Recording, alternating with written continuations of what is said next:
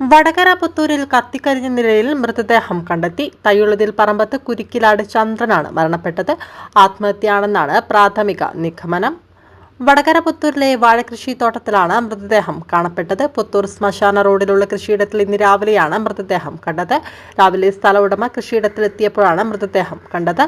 ഇന്നലെ പുലർച്ചെയോടെയാണ് മരണപ്പെട്ടതെന്നാണ് മനസ്സിലാക്കുന്നത്. സ്ഥലത്തിനടുത്തുള്ള വീട്ടുടമ CCTVയിൽ എന്തോ കത്തുന്നതായുള്ള ദൃശ്യം കാണപ്പെട്ടിരുന്നു. മരണം നടന്നതിനടുത്തുള്ള അക്ലോത്ത് നടയിലാണ് ഇയാളുടെ തറവാട് വീട്. 2 വർഷത്തോളമായി ഇയാൾ കുരുക്കിലാടാണ് താമസിച്ചു വരുന്നത്. സഹോദരനുമായി ഉണ്ടായ തർക്കമാണ് ആത്മഹത്യയിലേക്ക് നയിച്ചതെന്നാണ് പറയപ്പെടുന്നത്. സഹോദരനുമായി ഉണ്ടായ തർക്കത്തിൽ സഹോദരന്റെ ഭാര്യ ഇയാൾക്കെതിരെ പോലീസിൽ പരാതി നൽകിയതായും പറയപ്പെടുന്നു.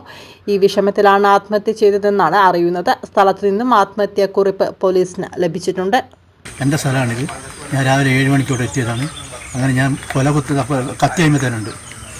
കൊല കുത്തുമ്പോൾ ഞാൻ അവിടെ ചീപ്പോകാൻ വേണ്ടിയിട്ട് ഞാൻ ചെന്ന് നോക്കിയതാണ്. പിന്നെ കാലാണ് ഞാൻ കാണുന്നത്.